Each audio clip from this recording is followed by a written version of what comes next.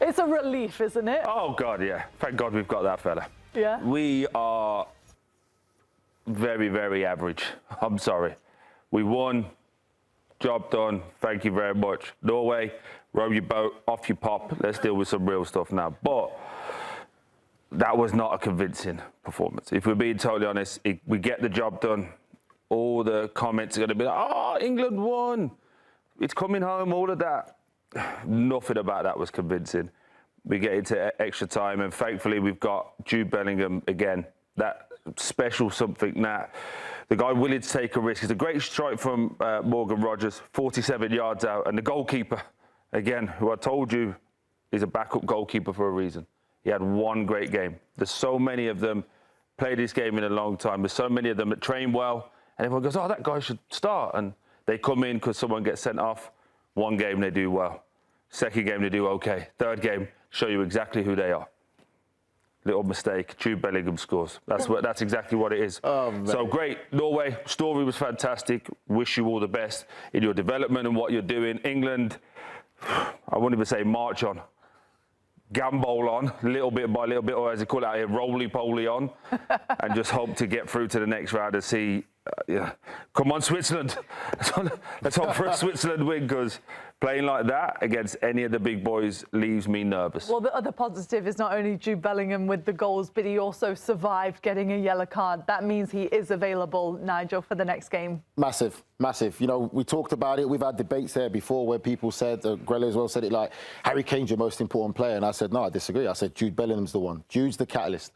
When you also Jude, said Morgan Rogers should be started. No, I didn't say he should be started. I didn't say he should be started. I said if this World Cup starts, before the World Cup started, I said Tuchel showed us that he really likes more than Rogers. I said I wouldn't be surprised if Rogers started ahead of Jude. But Jude's come in, obviously, and done well. And Thomas Tuchel said, pardon? Blown us away. He's blown us away. And then obviously the next thing is there's been conversation a while back about, oh, if Harry Kane's not England captain, who the next England captain to be? And everyone says Declan Rice. For me, no chance. Jude Bellingham is the next England captain. He should be the next England captain, not just because of his performance in this tournament, but everything about him. You love to play with players like that, with that edge, that belief, knows who he is, the desire, wants to do well, but also wants to challenge players around him to do well also. Fantastic performance by him again. Saved England. But on the other end of the spectrum, even though it's very much half full for us, we're through to the next round. You think that was the only good thing about England today, Grella, the fact that they've advanced? The good news is you have 2 games left, right? Semi-final, final, and you can actually win a World Cup first time since 1966. That's a positive. You're competing. You're finding ways to win. Bad news is you're not very good at football. You're not good with the ball. You're not good in transition. You leave unbelievable spaces in between the lines. It was not by my standard, because I'm happy with whoever wins, but by English standards, a really poor performance, really poor performance. The impressive part is how poor you are and able to get away with the win. It's like having the world's ugliest daughter and saying, oh, you're so beautiful, baby. Yeah, you're beautiful. Don't listen to what anyone's telling you. You're beautiful. Why does it get more and more personal? It's just, let's call a spade here. That was embarrassing, the way you got through that game. I mean, you made Norway look like world beaters in that game. So the credit is 2 more games, you can win a World Cup. Credit to you. You have unbelievable superstars in the team, in Kane and Bellingham, and they showed that. But through facets of the game, not good enough at all. By the way, the best first will goal still be to come. By the way, first ball hits the camera, right? There's a chip in the ball now. There's not a chip in the ball. On Tuesday, they put the chip in. On Wednesday, they take it out. On Thursday, they put it back in. Right? Okay, fine. The goal comes from the goalkeeper. With Troy called him out before the game. We're saying, oh, he's so great. Troy says, no, he's a second goalkeeper. He knocks the ball down into it. And then what about the goal taken away for Norway as well? So a lot of talking points. But again, you're there. So congratulations, I suppose. It's fair to, like, Troy's points are right. Like, our performances haven't been great. But it's to the point now where you've got to say to yourself, if we're expecting England to go into the next 2 games, or whether it's the next 2 games we get to be the England we wanted to see, it's not going to happen. We've seen enough body of work where I think, for me, this is what we're going to get from England. But we've also, on the other side of that, seen England play amazing football in all tournaments. I think the argument isn't that. I think you're right. I think this is who we are. This is who we are for this tournament. But I think the thing that frustrates myself, and I'm going to talk for you, Gunnar, in this situation is, like when Poppy said, the next one. They keep telling you this performance is going to come, but also, it might not. So for as much as it might come and the players might play 8, 9 out of 10 across the board and will show all the great qualities, there could be a day where you play 6 out of 10. Just as easy, because the spaces between the lines are huge. Wide areas, we are average at best. When it's 0-0, we are playing with the shackles on. And again, they told us they're going to play front-footed football. So there's so many question marks based on what you said to what you see versus the result. The results are brilliant. We keep winning. But again, Norway, who Haaland was probably worst game of the tournament, brought him off when they were chasing a goal. They still had 10 shots in the game. Still had 10 shots in the game. So we don't dominate a game. We don't control a game. And then also the changes, in my opinion, we get away with it. Bring it off Declan Rice. At one point, we had Reece James as a holding midfielder, Elliot Anderson up. Then we take off Konza, put Reece James at right back, and we just keep changing all these different things. And it's like, we're getting away with it. I don't care if we win the World Cup, by the way. If we win the World Cup, great. Give him a statue, Thomas Tuchel.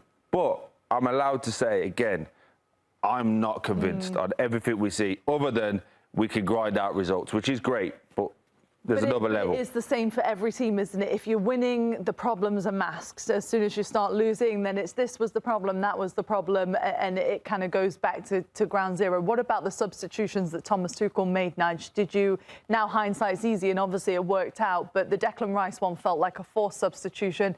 Did you like the other ones that he made and the way he managed the game? It was like a puzzle in my head, trying to work out who was going to play where and everything. But in the end of the day, it worked for them. They got the result, which was the biggest thing. Declan Rice obviously had to be changed because he tried to be a bit more aggressive in the second half. So I understood that, bringing on Eze as well. And then as the game progressed, you could see obviously bringing on Dan Burn just to see out the game. At the end of the day, his job's to win as a manager. Of course. And like Troy's right in everything Troy's saying. I'm not going to disagree with Troy because the performances haven't been there, and Grela's right as well. It hasn't been there, but we still came from a generation of footballers where we were taught about winning. Hasn't been pretty, but they're winning. And like Troy said, it could easily go the other way. But right now, you have to just embrace it. Got through a tough game, beat Norway. But all due you're in the respect to semi-final. who they beating, right? Well, we Mexico, knew, well, they the beat thing Norway. is, okay. I get, but these But Grella, performances are not going to fly Well, with the next in one a is tough the game. big The thing is this, though. If, obviously, England may face Argentina. England were always going to be judged facing Argentina, Spain, or France. Those were the games generally that were going to be judged for this World Cup from where we came through. Because this is why we brought Thomas Tuchel in, for these teams to win something. So until we see them perform against those nations, that's when we can say where really England are. That's the reality of it. That's a very fair comment. One of the comments that just came up on there was like, let's play great football and go out to keep these guys happy. Pin that. Keep that saved. Because the same people that are saying that, when we go out, we'll start saying, Tuchel's got to go. This player's terrible. This player's that. Our job is to watch the game, analyse the game, even though, as you guys seen, I'm passionate about England winning. I can't come on here and go, oh, we're great, we're through. Who cares? It's a 3-minute segment. We don't have to be here for an hour. You have to call it as you see it. We are not a dominant team. We got lucky in certain facets of the game today. If the ball hit the wire as it says, that's lucky. The goal that they scored, we get very lucky because it is a flop. Absolutely, it's a flop. I don't care, by the way, because we came out the other side of it, so I don't care. But that is a flop. And then also the second goal, which ends up being the winning goal, the keeper has a stinker. So in certain aspects, you've got to be lucky, and we have been lucky. My worry is, can you be lucky the whole way to the final? I don't believe you can. Well, like you said, you've got to face.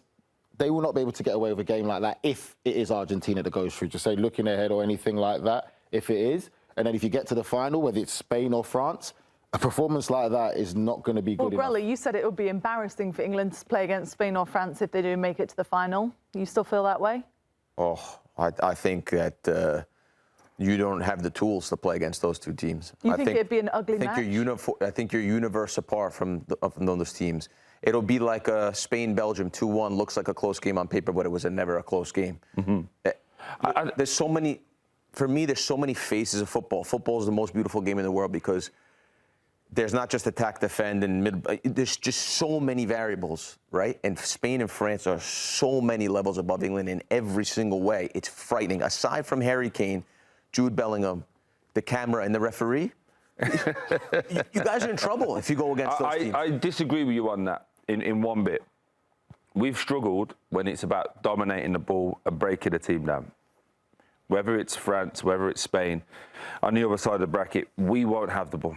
We have to sit in a shape and we get to hit on the counter-attack, which is what I believe we do great. Now, I'm not saying we'll beat them, but I actually think it'll be a closer game because all the pressure's on the other team. Everyone's expecting France or Spain to win. Our job is to be defensively solid and make those moments count, which in this tournament we have the moments we've done well with Bellingham or Kane. Yeah, let me ask you another question, and both of you, right? And you too, if you want to answer. It's going to be a football question. But so you let me know when your team makes it in here, and then you can join our crew. So my question is this to both of you is, you're right. Set up in a counterattack, you might not have the ball. You have the pieces to create with Bellingham. But the way Norway played through you, the way Mexico scored 2 goals against you and then pinned you for 30, 40 minutes, I understand the record, but you did that. England did that themselves. Decision-making in the big moments. And the way Norway was able to play through them, and I know there was heat today, play through them like they were not even there. Simple passes. The wingers look like the 2 best wingers I've ever seen in my life, the ones that came out for Norway. Because it was so easy just to get it to them and let them run at guys. And so my concern is, like, what happens when the front 4 of France are doing that to you? No, what happens when Leo Messi gets in the pockets against you guys? That's when the real test comes. I agree, but I also think, sorry, Nigel, I also think that we are so open and so expansive because we're trying to dominate a game. Do you get what I mean? So that's why, because we're on the front foot and the wingers are high and the midfielders have gone from a 2 at the bottom to a 1. I don't think we allow ourselves in those big moments, potentially against Argentina, potentially against Spain or France, to be that exposed. My concern is that we are right on the edge with our luck. Like, the buttons. The button keeps getting pressed. The Jude, the Kane, the referees help us out. I'm really interested to see how, I'm really interested to see how flipping the referees explain this, because the threshold at the start of the season, the start of the tournament was so high, and we're seeing real football, and now flopping, and it all comes back to that game again. By the way, Nige, who do you start? Because the wingers have been the question, haven't they? In the next game, who do you start on the wing if you're Thomas Tuchel? It really doesn't matter, if I'm honest, because I don't think that any of the wingers that have played have said, OK, I'm starting. If anything, you probably go with the same starting again. You start with Madueke. Saka looked okay, though. He created a lot of trouble in the second half. Maybe Saka probably would be someone that you'd start now, but like I said, I haven't been impressed with any of them. That not one of them I could say he's a definite starter. The only 2 players, Jude and Harry Kane. And that's the worry for England. For the teams that they potentially could face more, we've only got 2 players who are really turning up and performing. Others have way too many other players playing at a high level to worry about. That's where you're going to have to judge them.